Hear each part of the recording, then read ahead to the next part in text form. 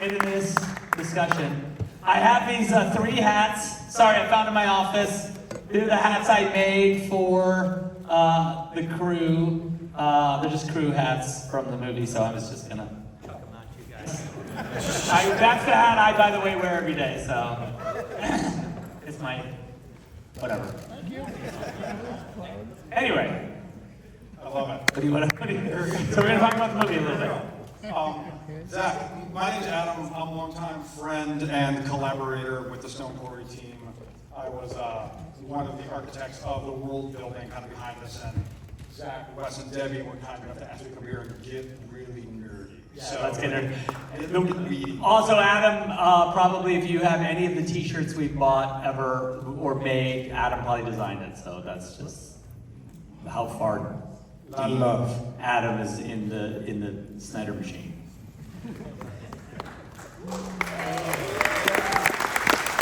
Really good, really incredible art. They also tattooed this on my arm. This tattoo that says Deborah. He tattooed that. Dawn of the Dead. Yeah, on Dawn of the Dead. At lunch on Dawn of the Dead. There we go. He tattooed that on me. So that's been a while. Well, Zach, congratulations. You have all 4 films are finally out there in the world. What's it like to be Zack Snyder now? Well, I'll just say that it's really, look, it was a long road, and I mean, we talked a little bit about this when I did the intro. That was 6 hours ago, but 7 actually. But it is good. It's really incredible to have the movies out. And the thing that's interesting, really, from my perspective, is that, you know, this is the movie that I wrote. This is the movie, now that you guys have seen sort of just what I really, the sort of real, like, intent of the sort of world building and the myth building and sort of the sort of ethos of what the movies were kind of about. And there was so many influences. I mean, really, in the end, I think the real hardcore kind of why of the movie was, you know, sort of the transcendent part, the part that's not Star Wars, is really the sort of heavy metal, like, part of the movie. Like, I really feel like when you think about a live action heavy metal movie, that's really kind of what you got. Like, that's what we wanted to do, and I really feel like that's kind of, we got pretty close to it. Zack Snyder saving us from the sea of sameness that's being pressed upon us. Thank you. You're an artist of the highest order, in my opinion. And it's just amazing to see how intuitively you work and you put your visions out there. And I think that's just becoming more and more important, you know, as we experience what we're experiencing. So just want to say thank you. Fucking amazing. I appreciate that, brother. Okay, so talking about the film, so in these 2 movies, we saw a shift. I mean, first off, from your titles, from Child of Fire to Chalice of Blood, and Scargiver's to Curse of Forgiveness. I feel like the center of the circle moved a little bit. Can you talk about that? Yeah, I feel like I wanted to frame the movies in a slightly different way, you know, with the PG-13 versions of the movie, which I felt like, you know, really were about sort of appealing to a broader audience.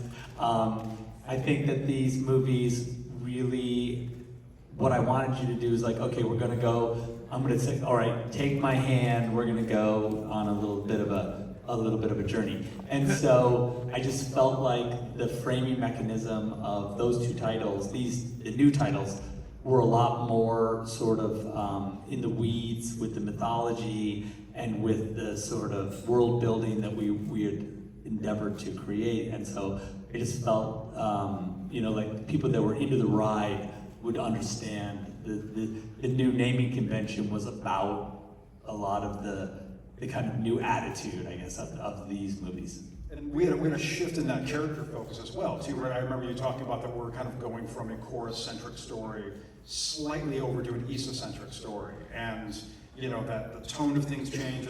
And I'll just say, you know, that amazing poster, you know, I mean, it's just mind-blowing. Sort of, you know, moving over to Issa and the Isian myth, you know, and all the lore of Motherworld there, right? Like, I mean, we had the wolf and the shimmering skyworm wrapping themselves around her, and all of our symbol sets there. Like, it was a shift.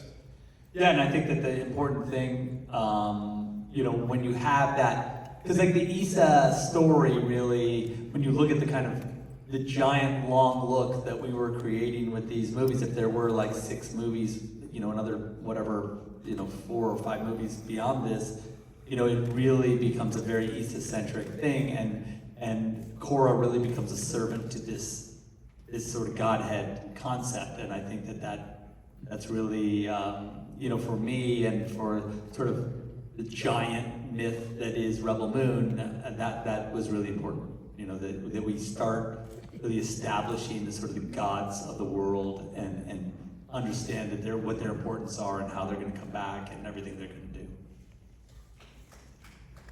Yeah, I'm going to say that.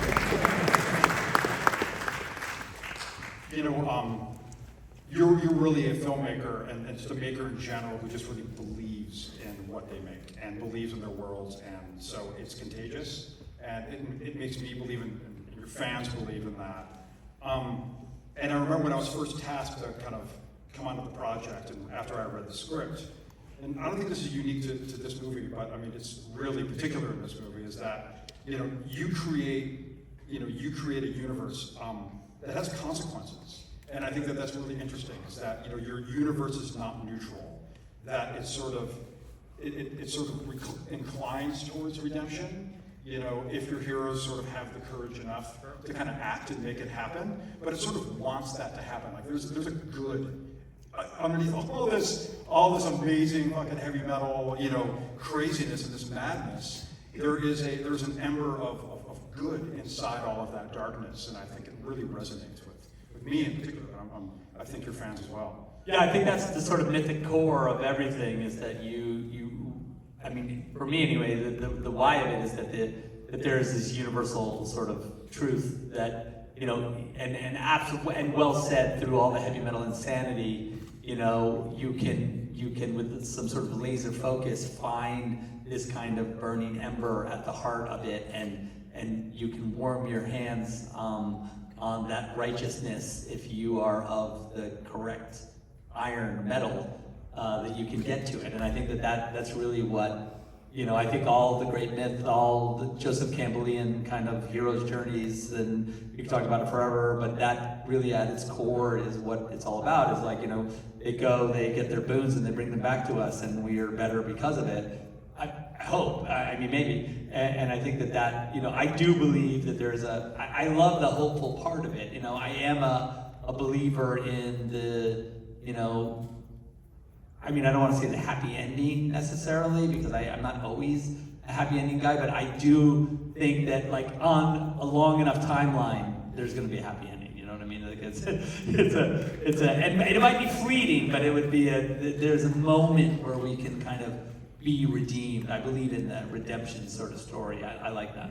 Yeah, and I love that your characters believe it or learn to believe it as well, too, right? And the path there isn't about belief, but it's by action. And I think that's just, an epic action at that, right? I mean, I think that's just awesome. Yeah, it's like trial through fire, like they have to there's a crucible of blood and fire, and when they come out the other side, hopefully they're better, or they believe at least, maybe they haven't achieved it, but they think they see a way, Yeah, and Motherworld itself, we'll get into this in a little bit, but sort of does its best to sort of get around those consequences, acts like it's a might makes right civilization, right? And the crimes or the sins it's created against the universe sort of have a response, right? Sort of create the circumstances in which in Issa, not just this, but in Issa will arrive and redeem the universe. Right? Yeah, because otherwise there's no, kind of on that note, the idea of myth in general, like this concept of myth, requires the sanity of the universe has to create an Issa. Almost, otherwise it's pure chaos, and there's no redemption or anything. So to my myth-making mind, the crimes of the Motherworld always will be answered by an Issa at some point, you know. So that's just cool. That's just cool. Yeah, and you had said chaos, and just because we're getting deep in this, it was something that was always in the back of my mind of that this is sort of a struggle of law and chaos. I mean, got my Michael Moore back on, you know, and it just sort of like it seemed to rhyme with that in a lot of really interesting ways. Yeah, no, absolutely. And I think that, like, you know, the story of the Motherworld, you know, in the end is they have this pretend order that they superimpose over every single thing that they come across, you know. And I think that this sort of make-believe version of their world, that they want to make everything them, no matter where they go. And I think that's this kind, but it's kind of a bullshit version of order. But in the end, you know, if our heroes have the metal, they can rise beyond that and sort of reorder it. You know, that's what Issa's kind of job would be eventually.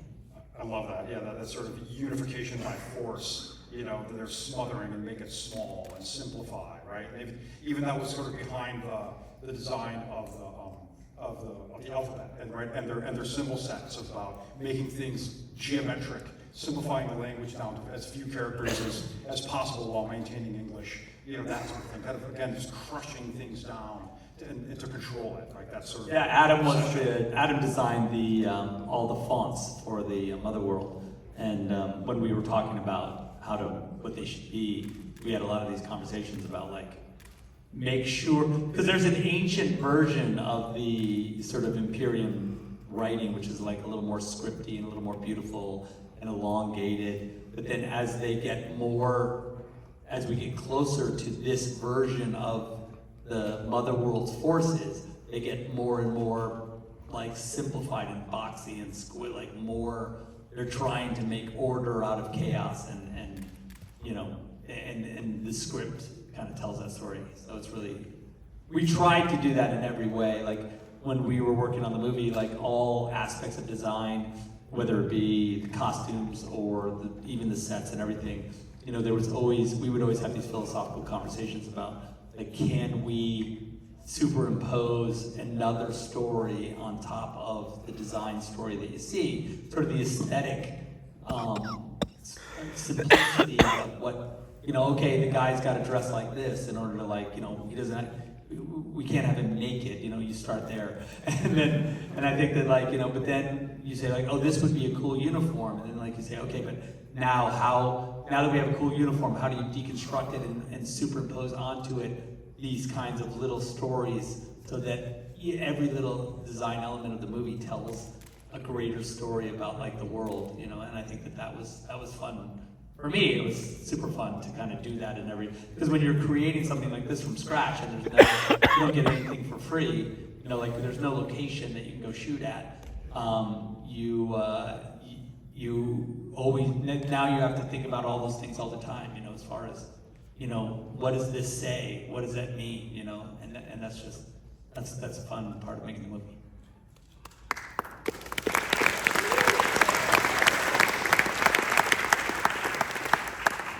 All right, let's zoom out here a little. You had talked. This is not the difference between these 4 films. It's not just bonus material. I mean, you have different selections there are different assemblies, different shots, different color, right? Different color, yeah. Yeah. And you had said to me, and I found this incredibly interesting, is that there's slightly different stories, and that led to a conversation about what happens over time. Yeah, we were saying that, like, if, for instance, if we made more movies, that the R-rated version of this universe would start to separate from the PG-13 version of this universe even greater than it does in this version of the movie. Because if you think about, like, even the timelines within the context of the movies are different, you know, like they find the scout ship sort of at a different time, like everything is slightly different. And even the characters themselves, you could argue, sort of have different experiences, or we understand them differently. And so I think that you know, over time would make itself, it would compound itself over time and then really start to sort of separate the two universes. So that's a fun thought experiment that we could probably spend a couple of weeks talking about, but we don't have to. But that's cool. And maybe sort of getting into some of the particulars here. We had talked about Isa and sort of the thrice-born redeemer, I think is a phrase that we had used in the past. And we see sort of glimpses of previous incarnations in the backgrounds of some of these, in some of the scenes in here. And I don't want to talk too much about that, but it's kind of interesting. Well, yeah, and there's that cool painting where she's blowing the giants up, because we had there's this whole mythic battle that happened sort of in an ancient time on the Motherworld, where there are giants that walked the planet, I guess is the Earth, you want to say, but it's not really the Earth. I guess it's Earth.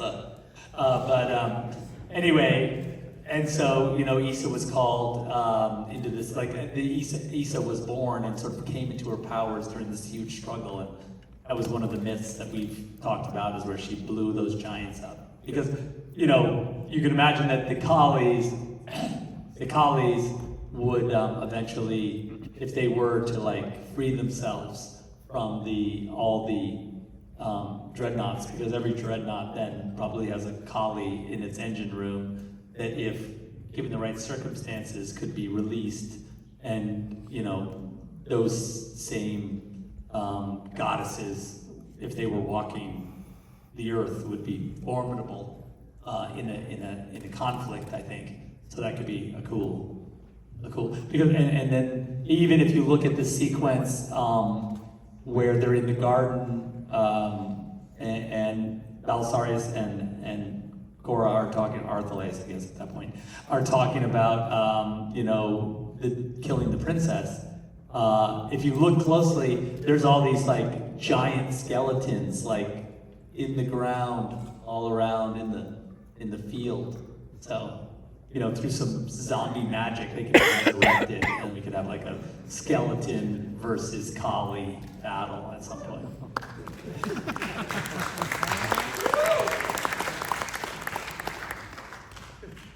Well, since you mentioned the Kali, let's talk about the Ru Kali a little bit, and the crimes against the universe, or the divine order that oversees the universe, or whatever we're calling it.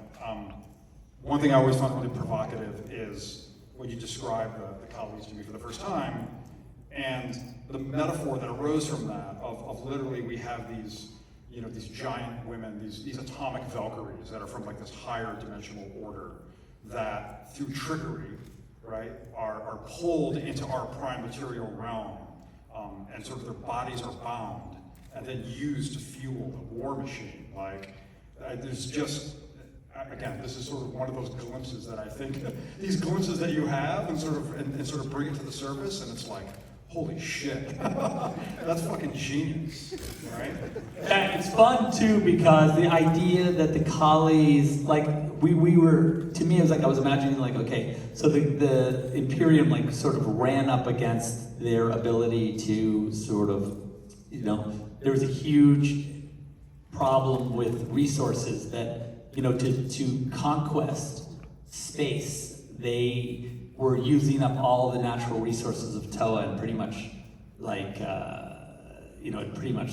or Moa, sorry, of Moa, and pretty much had were exhausting their own world. And so the high priests of their world had divined this other dimension, and literally there's this animated film that we've been working on. I don't know if we're going to make it 100%, but we're working on it.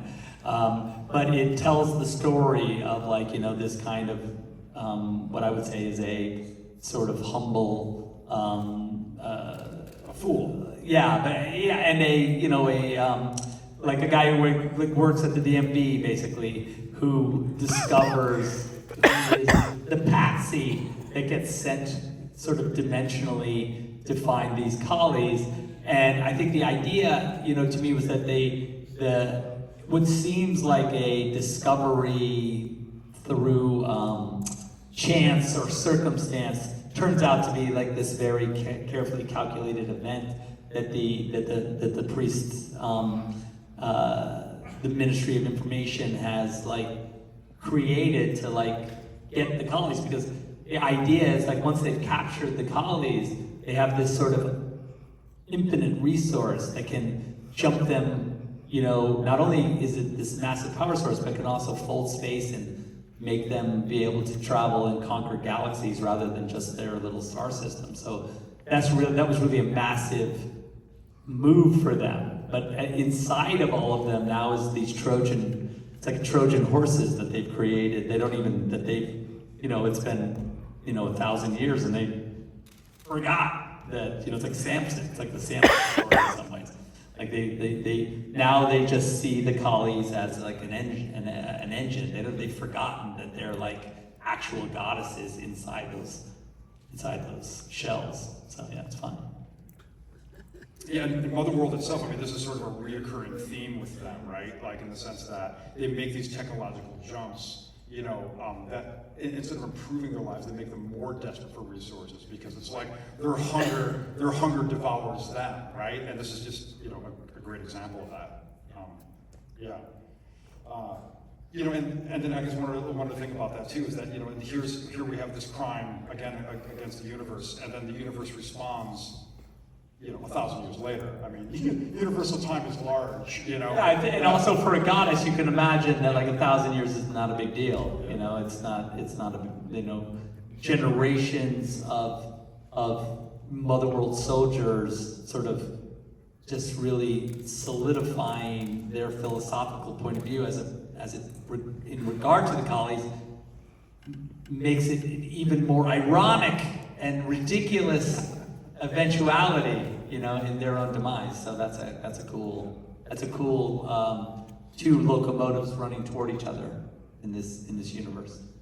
And then they decide to kill the Redeemer, right? Like, and they kill the Redeemer, yeah. Now they're off the map. You know what I mean? Like I think this is you know, the Imperium is sort of, they're off the rails. There's no, everything's crumbling around them. I mean, this is sort of it. Although it seems like, I think to Belisarius, the idea of killing the princess seems like a really great idea and feels like the only way forward. And I think that's a cool and incredibly short-sighted. Yeah, the logic is sound. The logic is sound, but like, you know, sort of in a cosmic sense, it's like, obviously you just put a gun to your own head, and that's exactly what that is.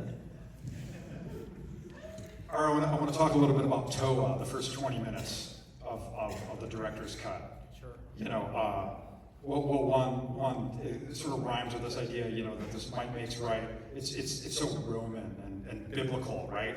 And it feels like end times, and just based on what we were just talking about, not only end times for Toa, but also, you know, a civilization that does this to other civilizations can't last. You know, that this is like they're turning the universe into a literal hellscape. And this is the first scene where we meet the priests and the teeth. Yeah, we get more teeth in this movie. Obviously, I have some sort of dental obsession. The soul is in the teeth, you know. Could be. We don't know. But it's a cool metaphor. You know, for like snatching something, like taking a prize, you know, from, it just seemed cool. I don't know why. I was like, maybe there's like a picture frame with thousands of teeth on it, and whoever they kill, they like take the tooth and they put it in, and it's like a mosaic. I don't know. But does that sound cool? I don't know.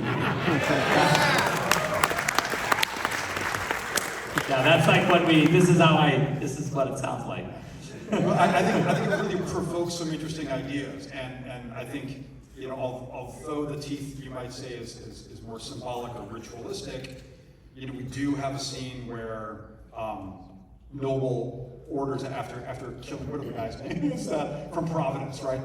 They get the information out of him after they kill him. Yeah. They dissect his brain and dissect his brain, information out of it, right? So we have that. And we'll touch here in a minute, we'll talk more about Marvel Steel in a minute, but we have this idea that, and I'm gonna even throw like sort of the bloodline as well into this, is that substance, especially biological substance, is not only in principle, but holds memory or certain kinds of information that is indeed extractable.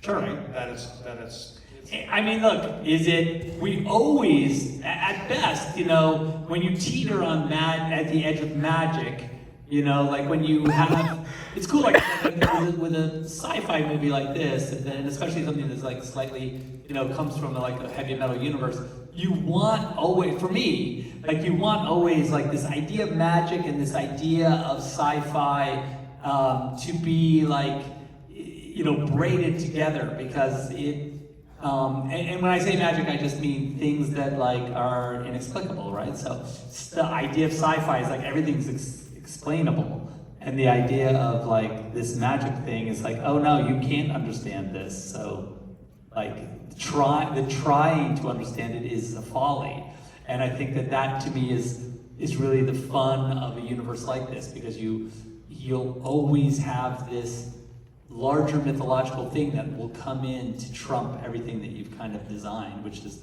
and I think that to me the teeth also, it's a gruesome and because it's industrialized by the Motherworld's army, it also shows at what level the sort of barbarism has risen to, like I think and also the sadness of Issa's portrait, right? So you can imagine that what happens, like Issa died, and they were like, oh, we loved Issa, even though we killed her. We love Issa, we think she's amazing. To justify our barbarism, we're doing this in the name of like slain child. And so that makes it cooler, for them. It's cynicism at the highest order. Yeah, it's really right? sad. It's really coolly, ridiculously bad. Yeah. Well, so getting at these enigmas here, and I'm going to put two on the table here that really blew my mind, and it took me a moment to wrap my head around them. One was, while we're talking about Issa and the portrait, is the idea that glass plate photography has a place in your science fiction or science fantasy universe. And it took me a moment to wrap my head around, and I fucking love it. Like, it's just, you talk about that a little bit? Yeah, well, it's more that Steve Berkman has a place in my science universe, probably. No, I'm just kidding. I mean, not kidding, but I just thought, there's something also that, Steve, I don't know, Steve, are you here? He was here earlier. Anyway, Steve took those photos, and he took the Wonder Woman photo in BBS, and he's awesome. And he has this amazing book, amazing books. He's an amazing artist. You can go buy all of his stuff because he's awesome. But what happens is, like in that photo of Issa, it requires a super long exposure, right? In order to take a photograph and depending on the light, but like in this case, it was a super long. I think it was like a 2-minute exposure. I know he's not here. Anyway, it was like a 2-minute exposure, and so like they put these like little calipers on your head, and you have to like sit super still, and she gets this like, your eyes kind of get this dead look in them, and I just thought that way of portraiture was like going to be really interesting for this process, that it's not like a normal photograph. Like it's neither like a sci-fi, like weird, like you can imagine that we could have done some sort of Blade Runner, like moving photo, which is cool, but like, it's kind of like a weird little GIF that's like alive. Or we could have done a painting, which also, okay, so there's paintings, I guess, then we have paintings. Or I was like, this kind of glass photography is kind of weirdly in between. It's like another, like we don't take photography on glass, except for Steve. You know what I mean? And so it renders this kind of otherworldly quality that is like really incredible. And so, so that was how I kind of justified it in my mind. And the image is exactly what I wanted, so it was perfect. I remember when I was watching him take that photograph, just the notion of the king's gaze, right? That we have this thing, and now we have this like cyclopean instrument photographing the king, who's the source of that gaze. There was sort of a really interesting moment there. That's fun. So the other thing, I said I had two things. The other thing was space coal. And Well, space coal, yeah, which obviously is not coal. I do recall that there were some people that were mad at the PG-13 movies because they were saying that how can these ships run on coal? And I say, you're right, that is a good question. What's better is they run on this sort of mushed up bodies of our conquered enemies that we feed to this giant goddess who eats them and spits out energy. So that's better than coal, I guess. Zack Snyder, ladies and gentlemen. Zack Snyder. But they were right about the coal on one hand, like that would be crazy. All right, let's jump over to the Jimmies. Oh boy, that's Jimmy. Our intergalactic quest knights. Yep. We talk about them generally, and also maybe about our Jimmy in this film, the rewilding or the Pinocchio path. I want to be a real boy. Yeah. That he finds himself on. I mean, one thing that I find really interesting is just this connection, and I know I've talked ad nauseum to you about this, but this relationship that Jimmy has with Sam. And Sam is one of my personal favorite characters in it because she transforms Jimmy. Like with a simple touch, suddenly Jimmy is changed. And that sets him on a course. And I think that there's sort of a reoccurring, archetype as this cupbearer, this chalice bearer that we see in Sam. I mean, certainly not on the level of Issa, but we see this reoccurrence, and also the servant woman Pollux that washes Titus, right? Water as a theme. Yeah, water as a theme, right? And there's sort of an archetype here that's really interesting in that relationship with the Jimmies. You want to talk about the Jimmies a little bit? Yeah, sure. So I think the one cool thing about that relationship between Sam and our Jimmy is that you can imagine that our Jimmy has never really probably interacted with a young woman, Issa-esque. He's probably his entire last 500 years been on some ship on the edge of the galaxy, just basically killing in the name of this righteous child that has never been born, that may never be born. And so I really loved the idea that they had been given this religious belief system that was so profound to them. And if you're listening to the podcast, you'll understand. But however that was given to them, it was given to them so perfectly that they kind of understood a version of love or of sort of religious fervor. And I like the idea that these creatures were given this kind of probably without the idea that Issa would ever actually be born. We don't know whether the myth of Issa is real, but we're going to create these knights that believe it so deeply, and probably it suits us better if Issa is never born, if we're controlling them, because for eternity they will just fight hoping that one day she'll be born. Now, I think that when Issa actually is born, and you get that from Jimmy when he says, I felt a great warmth of the universe, whatever, in Anthony Hopkins' voice, is that suddenly wow, so my entire existence that, if I want to be cynical, could be maybe not real, but now is confirmed to be real, and that she is real, and I may never see her in person.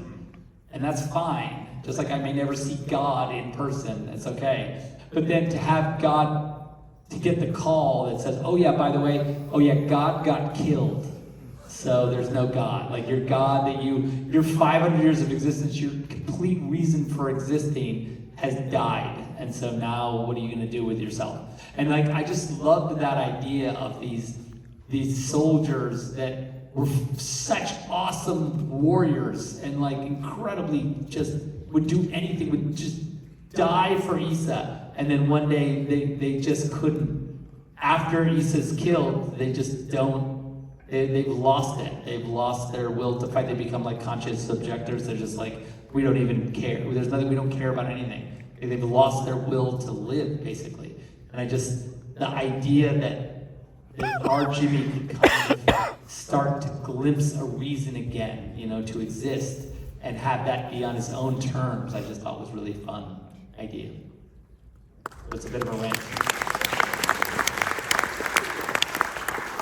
You would often refer to their poet's heart, right? And how ironic that it's the robot's heart that is broken, right? I mean, yeah, and that they are really like these beautiful poets, that they really have this kind of, when they were made as these beautiful objects, but with the idea that, like I said, I just like the idea that the actual Issa being born was a thing that nobody, like, it's like saying, like, oh, I'm gonna design a creature that loves Santa Claus more than anybody. And like, he'll kill for Santa. And then Santa shows up, and everyone's like, oh fuck. Like, now what? He's fucking real. And that's problematic, And then someone fucking blows Santa away. my God. Well, I mean, he is sneaking into people's houses. So, Stand your ground. So we're talking about the Jimmies being these beautiful creatures that were built, right? And what were they built from? This leads us to the conversation about Oracle Steel, and this unique substance that's in our universe. So Oracle Steel is our crazy. That's what Nemesis's swords are made of. It's what the Kryptonian swords are made of. It's what Jimmy's armor is made of. So that's why when he's just standing there getting freaking pummeled by those molten shots, he's fine. It's not that big of a deal to him. They are killable, but you got to really. It's not an easy task. So, but the idea that the Oracle Steel has memory, it has, it's a mystical substance that I think there's a really magical and deep dive. The idea that their skin, their metal skin is of a magical substance that we have yet to discover.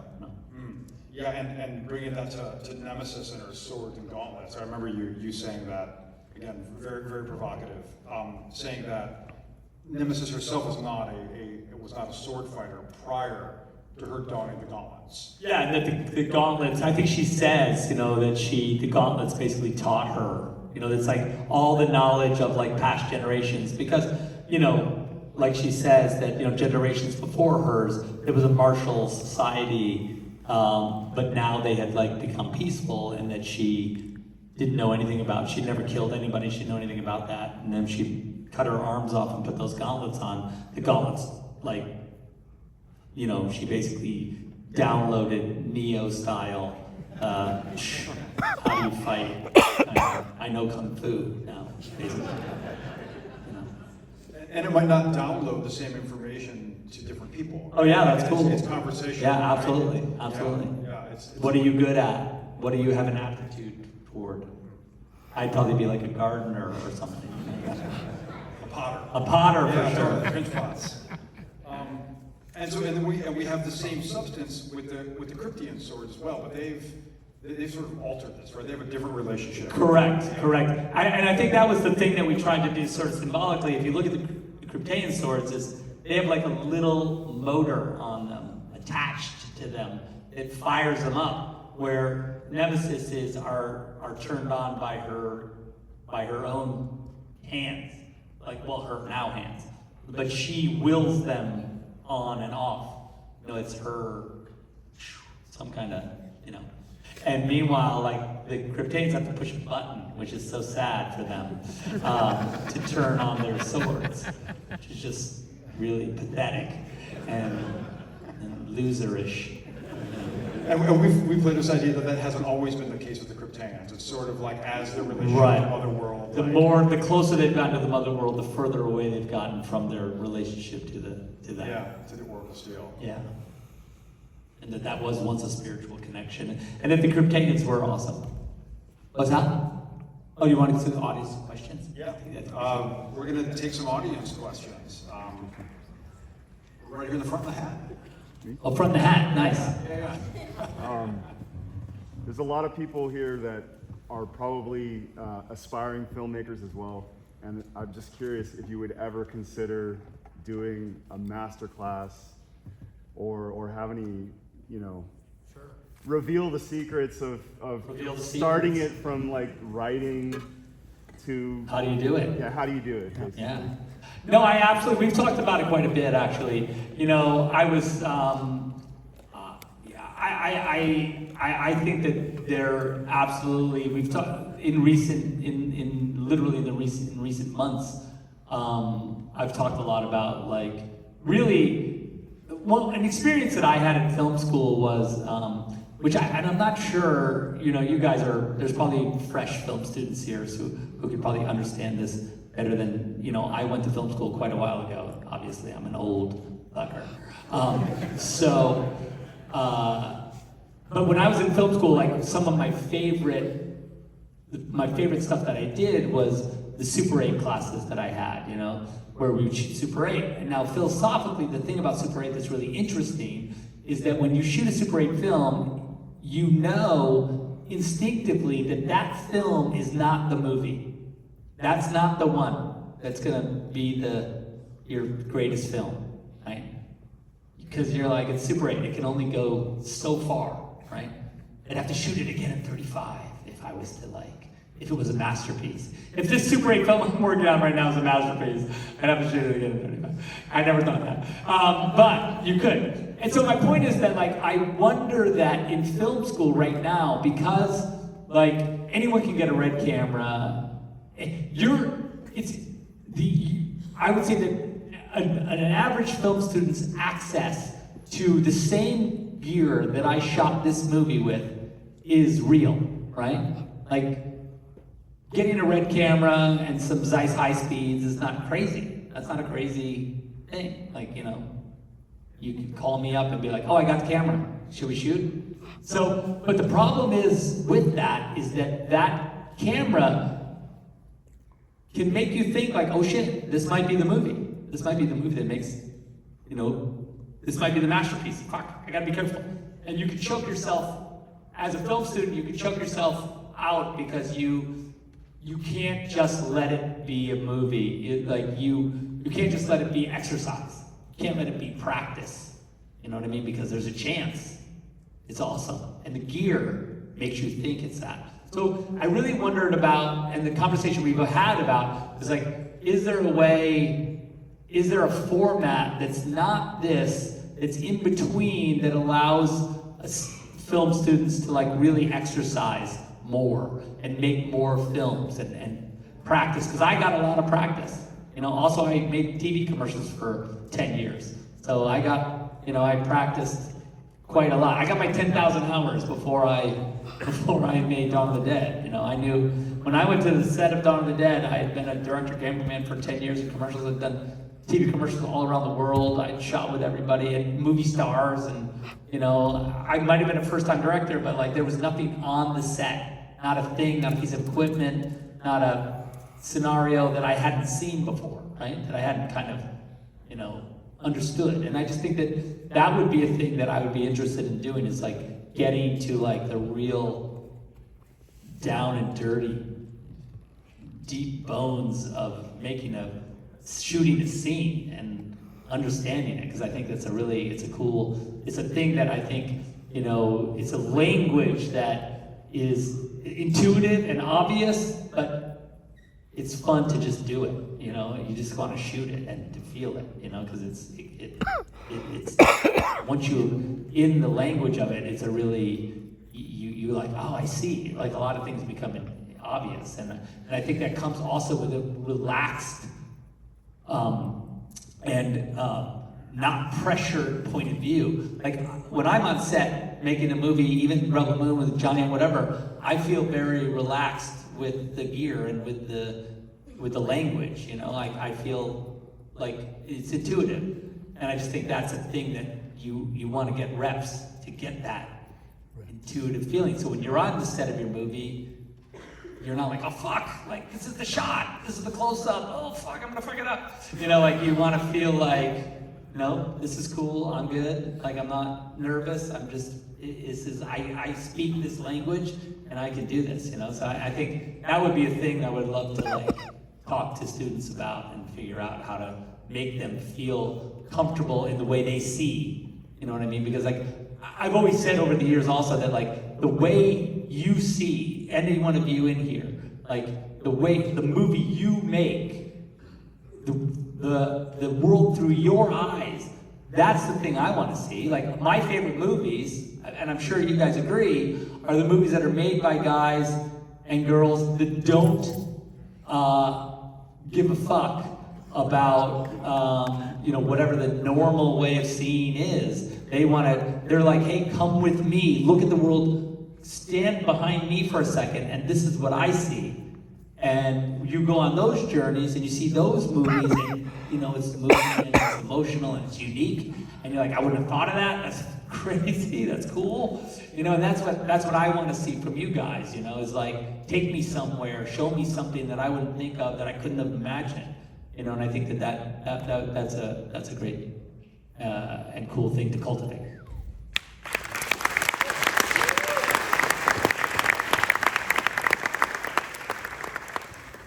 Guy in the overcoat?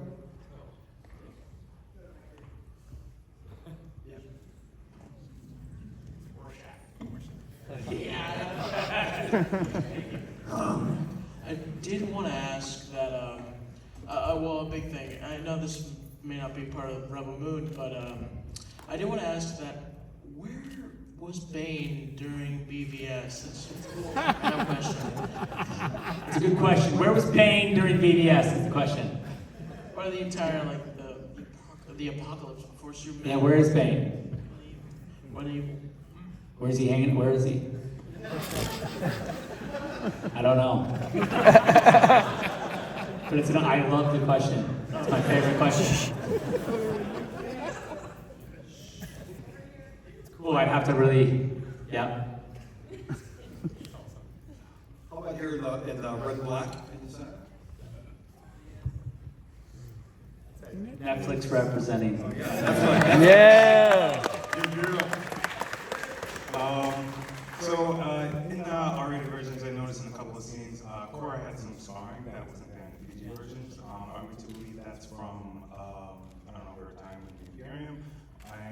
Or is there like a deeper story we're getting to later beyond that? And then also, Titus had a t-shirt with some black X's on that in this movie, and I've seen you wear that in interviews. Is there any significance to that? Okay, yeah, first, Korra's scars. And Sophia's here. We talked about that. Yeah. She's hiding, but she's here. And she's incredible, so Dawn is here. Anyway, yeah, so the scars were a couple things. Yes, her time as a warrior, as a soldier, and that she was deep in it, and it was that the sacrifices that she made. Also, the crash, in her escape from escaping from the death of Issa and her being tracked across. It's 4 years. The timeline is 4 years from the death of Issa to when they show up on Veldt, the Imperial. So there was 2 years where she was kind of knocking around the galaxy that we don't see. That's the Issa Chronicles, whatever, or the Korra Chronicles, call them whatever you want. Anyway, where she was escaping hawkshaws and bounty hunters and whatever, and then she ends up on Veldt, right? So all of that would be part of that story, and then I think that, Sophia really wanted to make sure that the character, the sort of ethos of the character was represented, that she wouldn't just be this, not a mark on her, that there's a price, and I think that I was really into that too, so I was like, yes, that's cool. And then the black X's are just, it was funny because I'd seen the shirts and they'd come out with all the sort of distressed t-shirts that we had on set, you know, and especially Titus's are really cool. And they had the little X's. I was like, I go, those are X's are really cool. Like, I don't know, what does that mean? And they're like, well, you know, it's just like, you know, they're like little repairs to the shirt. And I was like, okay, cool. Can you put those on my shirt? Yeah. Okay, do it. That's what happened.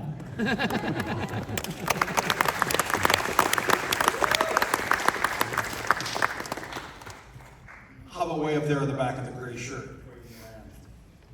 Yeah, right there, yeah.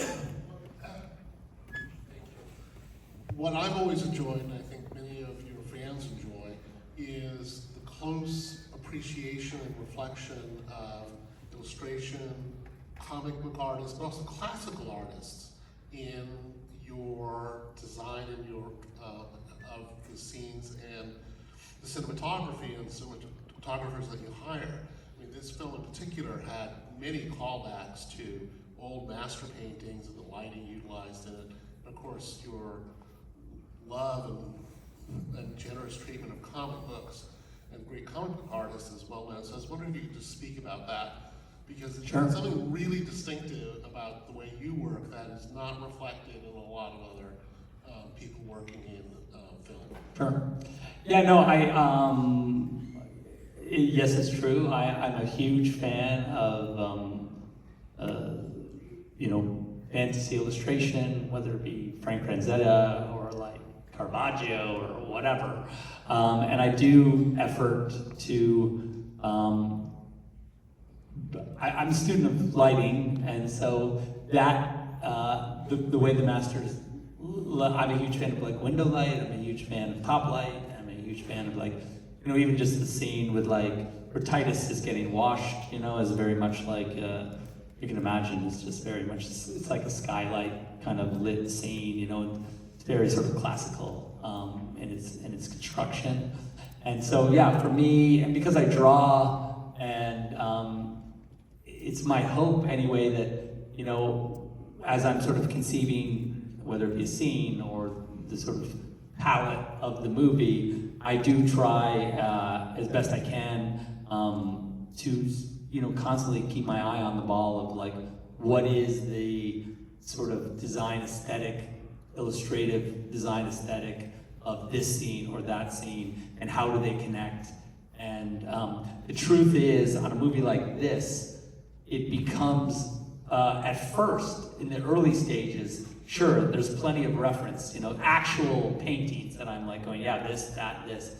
And then what happens is it becomes a sort of ecosystem of its own where it like begins to reference itself, which I think is kind of the ideal situation for a movie like this, is because like even like if you look at, there's 2 movies, so it's 6 hours of shot making where you start to like, or like from, you know, a mythological standpoint, you're like, oh yeah, that reminds me of this, which is actually a scene in the movie from earlier, you know. Like and I think that is the ideal scenario, because you then start this kind of closed loop ecosystem where even from a design standpoint, where you start to like really create your own world. But there's always the notes, and there's always the underpinnings of like those original you know, references that that I've kind of loved, you know, Tiepolo.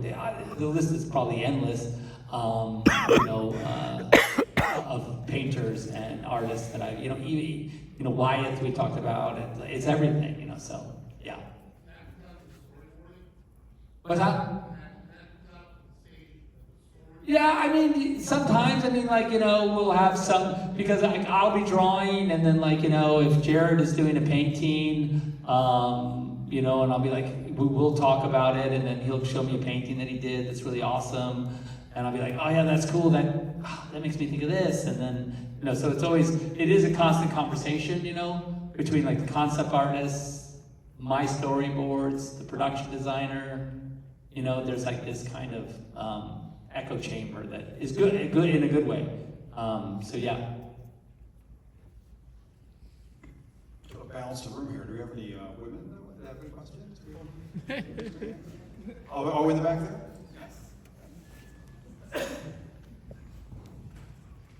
So Because I know Cora is a badass, so is Diana, so is Mira. Yeah. What effort do you put into that? You know, it's funny. I That's mean, your focus. it's a good question, but I feel like it's not. It doesn't feel like a lot of effort, you know. And I'll say it feels really natural. Like I have strong women in my life, and they're very powerful. Debbie, as you know, is literally literally Wonder Woman for me. And so, and you know, and I have amazing daughters, and I had an incredible mother who was unbelievably eccentric and powerful. And I just think that, like, for me, you know, this sort of divine feminine is really an amazing and powerful thing that we all have to sort of bow down to. And I think that really, I guess for me, it's the less sort of self-aware it is, the more natural it feels, I guess, is kind of the way I approach it. But, you know, just, I think the thesis of, like, this movie at its core is about Cora, you know, is about this powerful warrior woman who has to, like, kind of forgive herself, you know. And I think that as sort of a thesis is, the rest kind of takes care of itself. But yeah, I think that's how I kind of approach it. Thank you.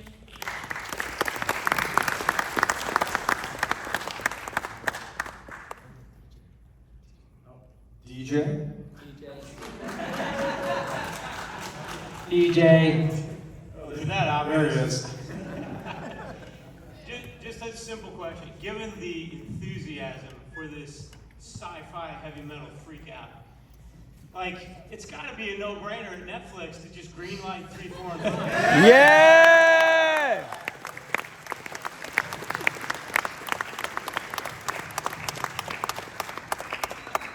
Yeah. Yeah. I'm not in charge of that, you know. I just do that, and then they tell me. So, yeah. From your lips to God's ears, I guess, is how that goes. Very good. Thanks, DJ. DJ, of course, was one of the visual effects supervisors on the Push Away. So that was a little bit of that was a teeny bit of an inside job in the questioning part of it, but you can't resist DJ. You gotta. Wait, does the birthday boy have a question? See him right there? Birthday boy. Birthday boy, give him the mic. 16. He's 16 today. I just want to say up front, this is an amazing way to celebrate my 16th birthday. Yeah!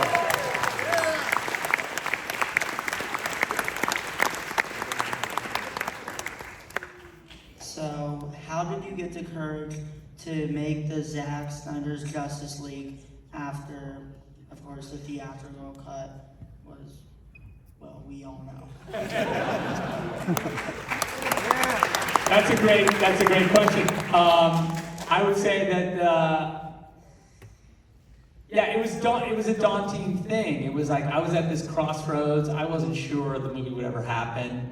As far as, you know, I had this weird piece of faith. You know, it's funny because DJ was there at the beginning, like, or at the end, I guess. The end was the beginning. But like, where I just kind of was like, you know, there was that time when we had the cut and DJ was like, you gotta just, that was the whole joke about us leaving it on a hard drive in a bathroom in the Hong Kong airport.